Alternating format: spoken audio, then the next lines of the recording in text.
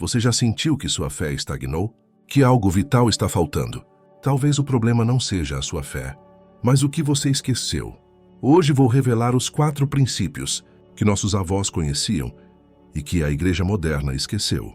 Princípios que transformaram pescadores em apóstolos. Quantas vezes vocês sentiram que algo estava faltando em sua caminhada cristã? Quantas noites passaram em claro, sabendo que existe mais de Deus para suas vidas, mas sem saber exatamente como alcançar essa plenitude que tanto anseiam? Hoje quero compartilhar com vocês 4 princípios espirituais que a igreja moderna tem esquecido. Princípios que Charles Spurgeon, o príncipe dos pregadores, defendia com fervor em seus sermões. Princípios que nossos avós conheciam bem, mas que, de alguma forma, perdemos no meio da correria e superficialidade dos dias atuais.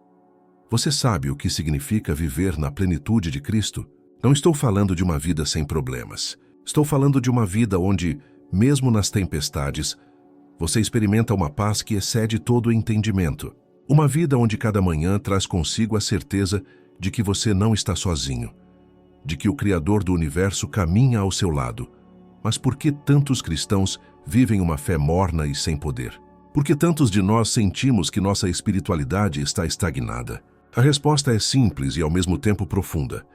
Esquecemos dos fundamentos. Abandonamos os princípios que transformaram pescadores em apóstolos, que fizeram de homens e mulheres comuns verdadeiros gigantes da fé. O primeiro princípio esquecido é o princípio da rendição absoluta. Vivemos numa época onde queremos servir a Deus nos nossos termos, no nosso tempo, do nosso jeito. Mas Jesus foi claro em Lucas capítulo 9, versículo 23. Se alguém quiser vir após mim, negue-se a si mesmo. Tome cada dia a sua cruz e siga-me. Spurgeon dizia que a verdadeira conversão começa quando paramos de negociar com Deus, quando entendemos que não somos nós quem ditamos as regras, mas que nos submetemos completamente à sua vontade soberana. Quantos de vocês têm tentado encaixar Deus em suas agendas, ao invés de ajustarem suas vidas ao plano divino? A rendição absoluta não é fraqueza.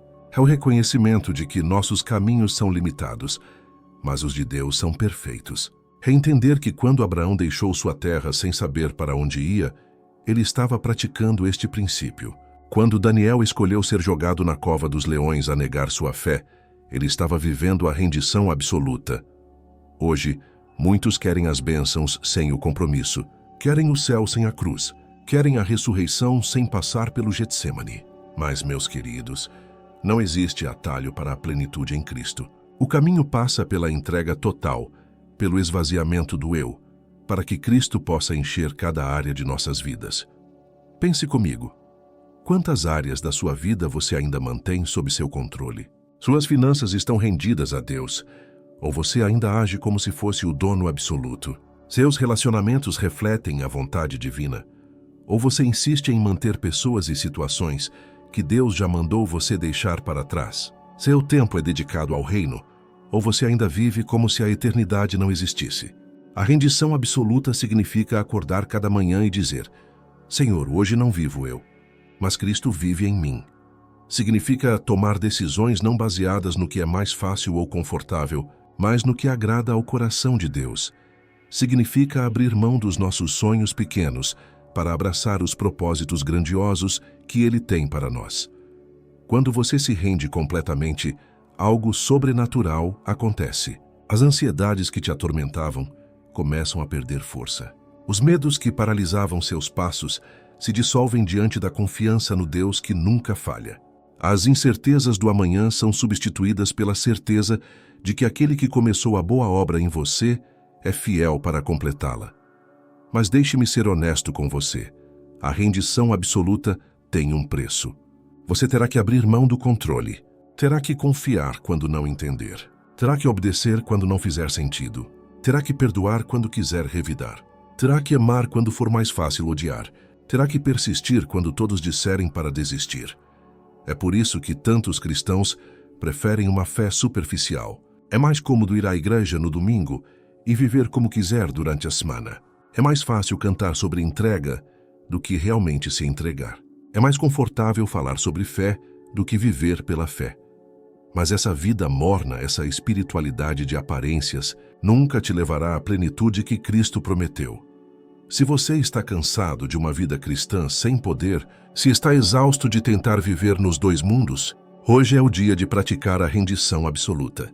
Hoje é o dia de dizer: Senhor, eu me entrego. Toma o controle. Guia meus passos. Seja o Senhor absoluto da minha vida. E se essa mensagem está tocando seu coração, eu te convido a se inscrever no canal para continuar recebendo essas palavras de vida.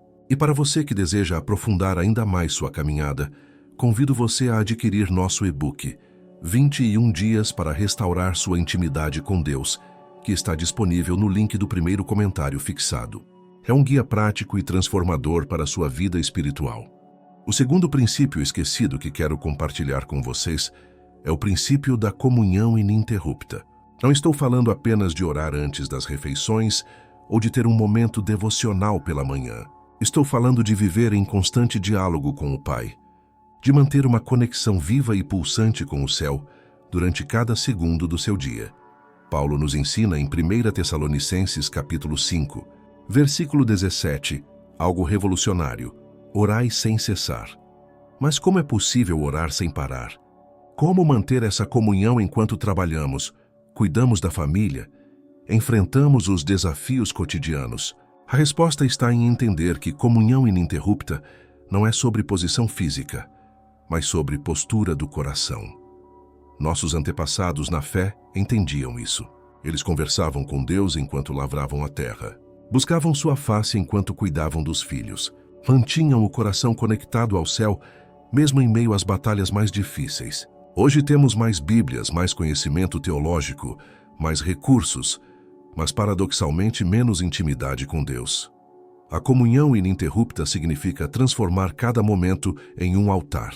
Significa que enquanto você dirige para o trabalho, ao invés de se irritar com o trânsito, você aproveita para agradecer a Deus pela provisão do emprego. Significa que quando surge um problema, antes de entrar em desespero, você imediatamente busca a sabedoria divina. Quantos de vocês só lembram de Deus quando as coisas apertam? Quantos só buscam sua face quando a tempestade já está destruindo tudo? A comunhão ininterrupta nos ensina a manter o canal aberto antes, durante e depois das provações. É viver consciente da presença de Deus em cada respiração, em cada decisão, em cada palavra. Imagine como seria sua vida se você consultasse Deus antes de responder aquela mensagem difícil. Imagine se você buscasse a direção divina antes de tomar aquela decisão financeira importante. Imagine se mantivesse seu coração sintonizado com o céu durante aquela discussão familiar. Quantos erros evitaríamos? Quantas feridas não causaríamos? Quantas bênçãos não perderíamos? A comunhão ininterrupta transforma nossa percepção da realidade. Quando você vive conectado com Deus, começa a enxergar as situações com os olhos da fé. Aquele problema que parecia uma montanha intransponível se revela como uma oportunidade para Deus manifestar seu poder. Aquela porta fechada se mostra como proteção divina de algo que te destruiria. Mas por que perdemos esse princípio tão fundamental? Porque permitimos que o barulho do mundo abafe a voz suave e doce do Espírito Santo. Enchemos nossos dias com tantas distrações, tantos compromissos, tantas preocupações, que não sobra espaço para Deus. Nossas mentes estão tão ocupadas com o temporal que esquecemos do eterno. Meus queridos, Deus não está interessado apenas em seus domingos. Ele quer suas segundas-feiras cansativas, suas terças-feiras desafiadoras, suas quartas-feiras monótonas. Ele quer estar presente quando você acorda desanimado, quando você enfrenta aquele colega difícil, quando você se sente sozinho mesmo rodeado de pessoas. A comunhão ininterrupta não exige um mosteiro, não precisa de um ambiente perfeito. Ela acontece no meio do caos da vida moderna. Acontece enquanto você cuida dos netos, enquanto paga as contas, enquanto enfrenta a enfermidade. É justamente nesses momentos ordinários que o extraordinário de Deus se manifesta. Veja o exemplo de Daniel. Mesmo na Babilônia, cercado por uma cultura pagã sob pressão constante, ele mantinha sua comunhão com Deus. 3 vezes ao dia, ele parava tudo para buscar a face do Senhor. Mas, mais do que isso, Sua vida inteira era um testemunho de alguém que vivia na presença de Deus. Por isso, ele tinha sabedoria sobrenatural, por isso interpretava sonhos, por isso sobreviveu à cova dos leões. A comunhão ininterrupta produz frutos extraordinários. Ela te dá paz quando todos estão em pânico. Te concede sabedoria quando todos estão confusos. Te enche de amor quando todos escolhem o ódio. Te mantém firme quando todos vacilam. Porque quando você está constantemente conectado à fonte, você nunca fica seco. Quero te desafiar a algo prático. Comece a incluir Deus em cada aspecto do seu dia. Quando acordar, antes mesmo de pegar o celular, agradeça pela vida. Quando tomar seu café, lembre-se de que Ele é o pão da vida. Quando enfrentar um desafio, respire fundo e pergunte: Senhor, como o Senhor quer que eu responda a isso? Transforme suas preocupações em orações. Converta suas ansiedades em adoração. Mude suas murmurações em gratidão.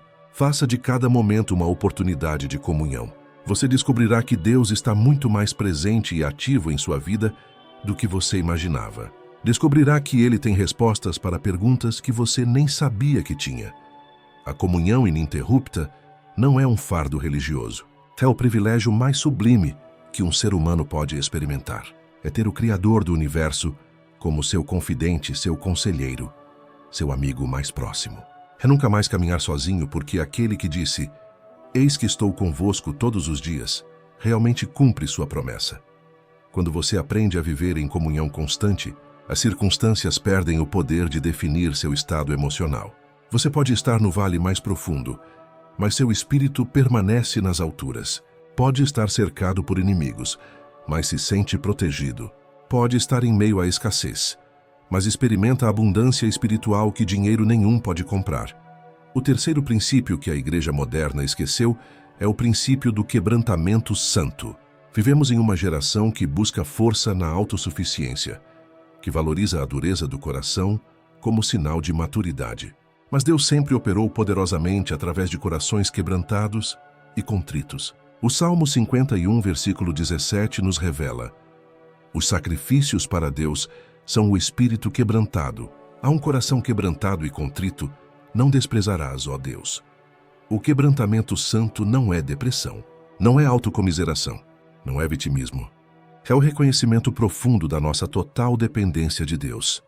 É entender que sem Ele não somos nada, não podemos nada, não conquistamos nada de valor eterno. É a humildade que nasce do encontro genuíno com a santidade divina. Quando foi a última vez que você chorou na presença de Deus? Não estou falando de lágrimas de autocompaixão, mas de lágrimas de arrependimento genuíno, de gratidão profunda, de amor transbordante. Quando foi a última vez que seu coração se derreteu diante da bondade divina? Quando foi que você se prostrou reconhecendo sua pequenez diante da grandeza do Altíssimo?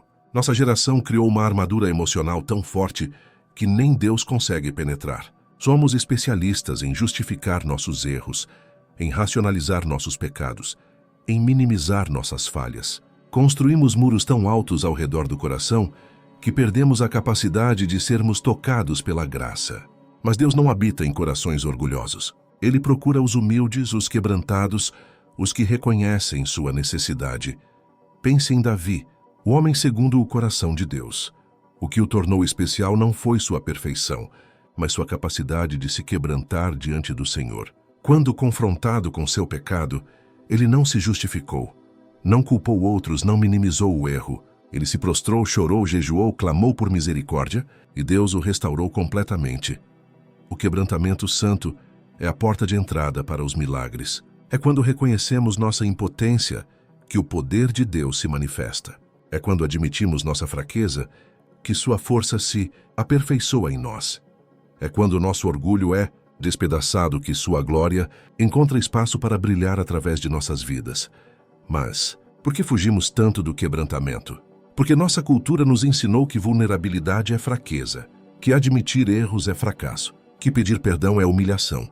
Criamos uma versão do cristianismo onde todos aparentam estar bem, onde ninguém confessa suas lutas, onde todos usam máscaras de santidade que escondem corações endurecidos.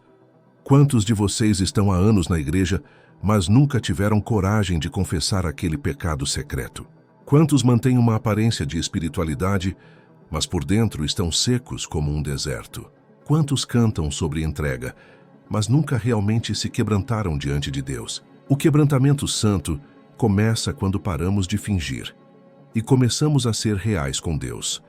Deus não se impressiona com nossa religiosidade externa.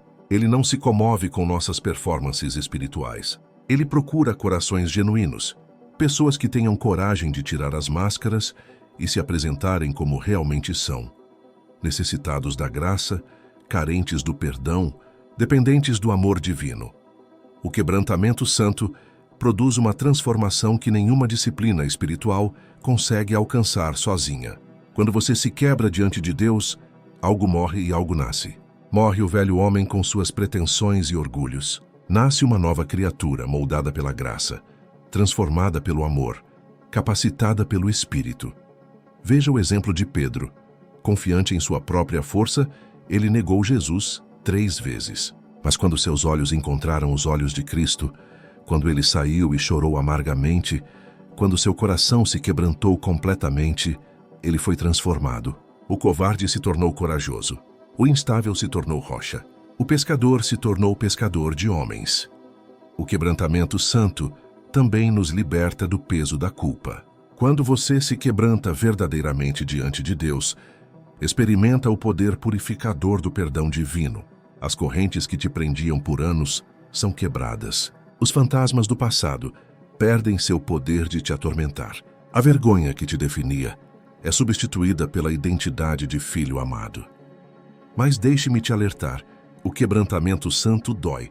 Dói reconhecer que você não é tão bom quanto pensava. Dói admitir que falhou com aqueles que mais ama. Dói confessar que sua espiritualidade era mais aparência que essência. Mas é uma dor que cura, uma dor que liberta, uma dor que precede a maior alegria que um ser humano pode experimentar. Quando Jacó lutou com o anjo, ele foi quebrado. Seu quadril foi deslocado. Ele nunca mais andou da mesma forma. Mas foi nesse quebrantamento que ele se tornou Israel, príncipe de Deus. Foi mancando que ele entrou em seu destino. Foi quebrado que ele se tornou pai de uma nação. O quebrantamento não te diminui, te qualifica para a grandeza espiritual. Hoje Deus está te chamando para esse lugar de quebrantamento santo. Ele está te convidando a abandonar as defesas, a baixar a guarda, a ser real. Não tenha medo de chorar em sua presença. Não tenha vergonha de confessar suas fraquezas. Não hesite em pedir perdão. O Deus que ressuscita mortos sabe como restaurar corações quebrantados. Romanos capítulo 8, versículo 28, nos garante que todas as coisas cooperam para o bem daqueles que amam a Deus. Até mesmo nossas quedas, nossos fracassos, nossas lágrimas, quando entregues a Ele em quebrantamento genuíno, se tornam matéria-prima para milagres. Suas cinzas se tornam beleza. Seu luto se transforma em alegria. O quarto e último princípio esquecido, que completa nossa jornada rumo à plenitude em Cristo, é o princípio da expectativa sobrenatural. Não estou falando de otimismo humano ou pensamento positivo. Estou falando de viver cada dia esperando que Deus faça o impossível, crendo que Ele ainda opera milagres, confiando que suas promessas se cumprirão mesmo quando todas as evidências apontem para o contrário. Hebreus capítulo 11, versículo 1 define com precisão: ora, a fé é o firme fundamento das coisas que se esperam, e a prova das coisas que não se veem. Nossos ancestrais na fé viviam nessa dimensão. Eles acordavam esperando ver a glória de Deus. Caminhavam crendo em promessas que pareciam impossíveis. Morreram abraçados a esperanças que transcendiam esta vida. Hoje, porém, domesticamos nossa fé. Criamos uma versão segura e previsível do cristianismo, onde não esperamos nada além do natural. Oramos sem realmente crer que Deus responderá. Pedimos sem expectativa de receber. Vivemos como se os dias de milagres tivessem ficado no passado, como se Deus tivesse se aposentado de fazer o sobrenatural. Mas deixe-me te perguntar algo que pode mudar sua vida. E se Deus ainda é o mesmo? E se Ele ainda abre mares? E se Ele ainda cura enfermos? E se Ele ainda ressuscita sonhos mortos? E se o problema não está no poder de Deus, mas na nossa falta de expectativa sobrenatural? E se estamos vivendo muito abaixo do que Ele preparou para nós? A expectativa sobrenatural muda completamente nossa forma de enfrentar os desafios. Quando você vive esperando o mover de Deus, cada problema se torna uma oportunidade para um testemunho. Cada impossibilidade se transforma em palco para um milagre.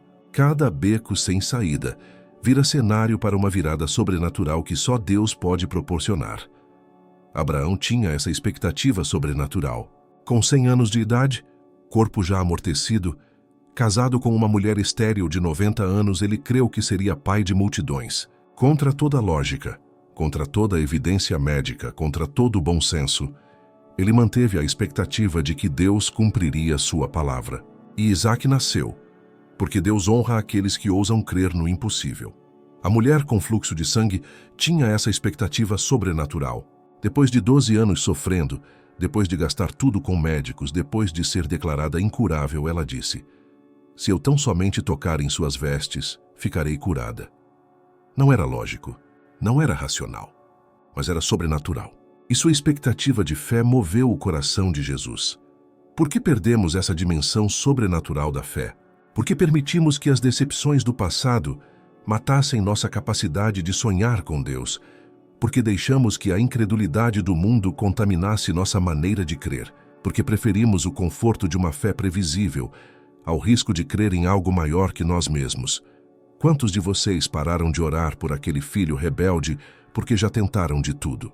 Quantos desistiram de acreditar na restauração do casamento porque humanamente é impossível?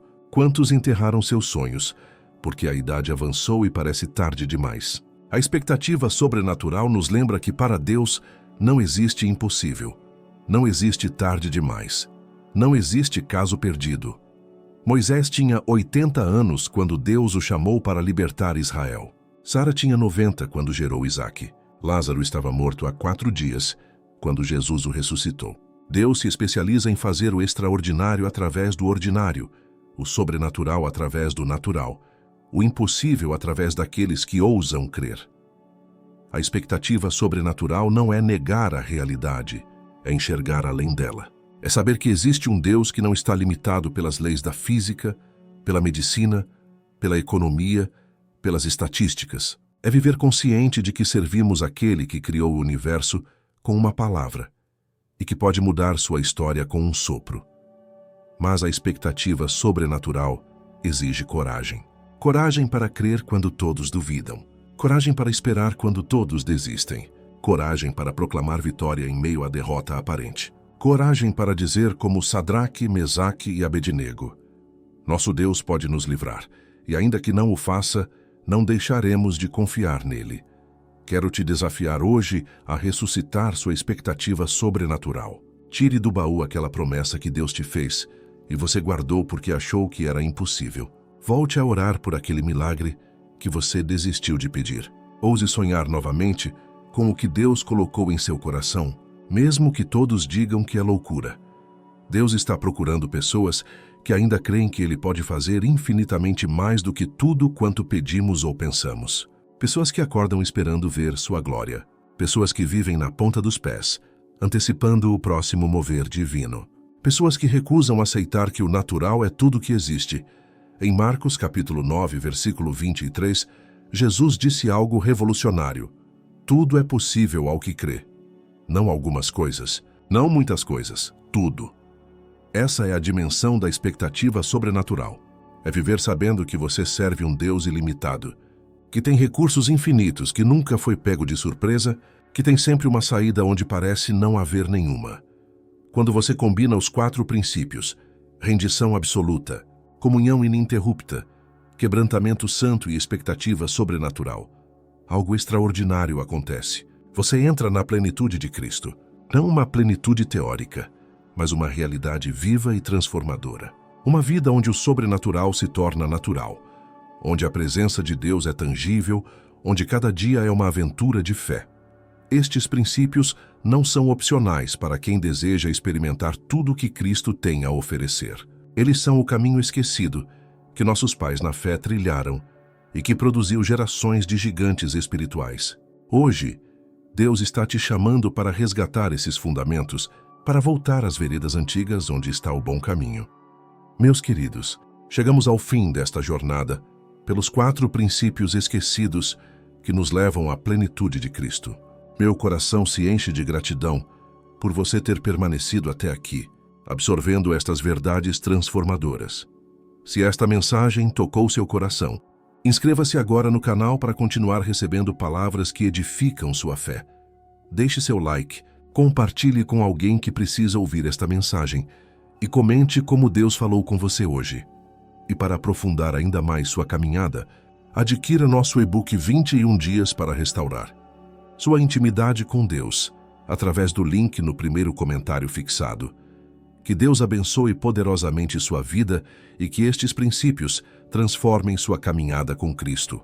Continue assistindo aos próximos vídeos que aparecerão em sua tela. Até breve, amados.